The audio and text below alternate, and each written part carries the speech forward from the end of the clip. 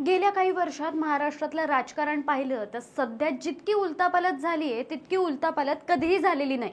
प्रत्येक महिन्यात कोणता ना कोणता नेता स्वतःचा पक्ष बदलून दुसऱ्या पक्षात सामील होत आहे, तेही विधानसभा निवडणुकांचे उमेदवारी अर्ज भरण्याच्या तारखेपर्यंत। पण या महाराष्ट्राने एक नेता असाही पाहिला आहे जो शेवटपर्यंत एकाच पक्षाशी निष्ठावंत राहिला।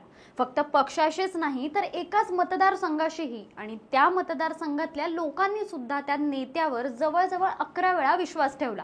हा नेता म्हणजे गणपतराव देशमुख, ज्यांना सर्वच जण आबासाहेब या नावाने ओळखतात। असा नेता आत्ताच्या राजकारणात होणं म्हणजे फार दुर्मिळ आहे। 11 वेळा एकाच पक्षातून आमदार म्हणून निवडून येणं, आणि तेही एकाच मतदारसंघातून, आणि तरीही एसटीने प्रवास करणारा हा नेता।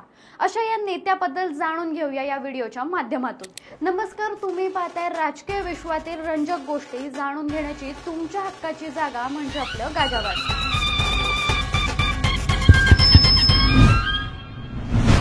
महाराष्ट्राच्याच नाही तर भारताच्या राजकारणात खूप कमी असे नेते असतील ज्यांचा उल्लेख सभ्य साधा नेता म्हणून झाला असेल। त्यातलेच एक तरी एकमेव असे गणपतराव देशमुख। वयाच्या 91व्या वर्षीही ते राजकारणात पूर्णपणे कार्यरत होते।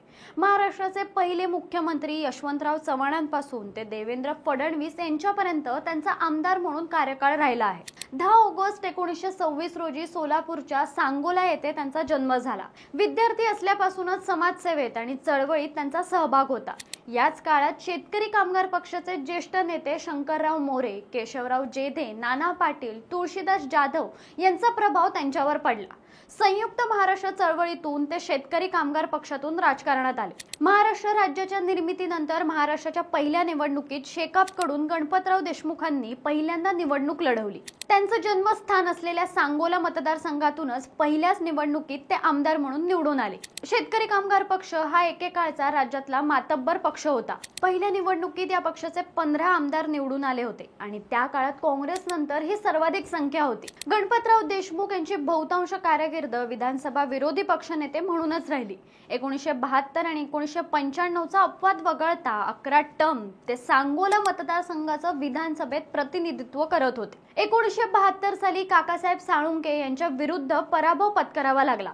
त्यानंतर 1995 साली काँग्रेसच्या शहाजीबापू पाटील यांनी त्यांचा पराभव केला। शहाजी पाटील हे तेव्हा फक्त 192 मतांनी विजयी झाले होते। हे 2 पराभव वगळता त्यांनी सांगोल्यातून सतत विजय मिळवला।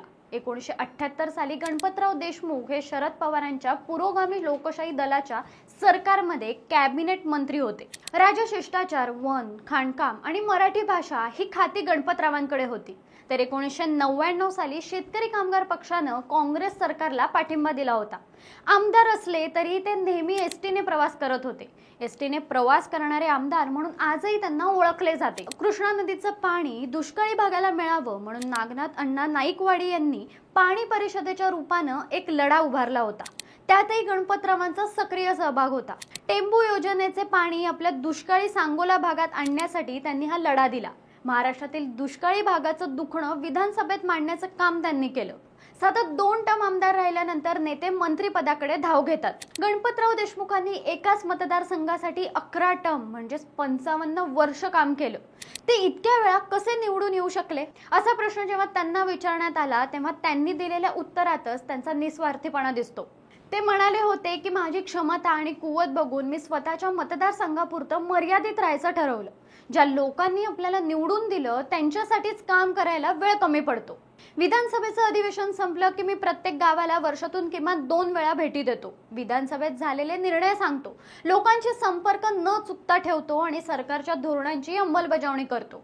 स्वतःच्या राजकीय फायद्यासाठी त्यांनी कधीच स्वतःचा पक्ष सोडला नाही। सर्वाधिक वेळा आमदार म्हणून निवडून आल्यामुळे त्यांच्या नावावर रेकॉर्ड सुद्धा आहे। पण फक्त या रेकॉर्ड पुरतं ते मर्यादित नाही।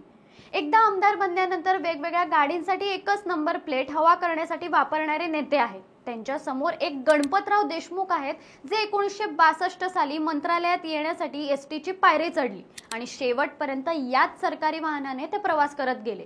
अशा या लोकनेत्याचं 30 जुलै 2021 साली निधन झालं।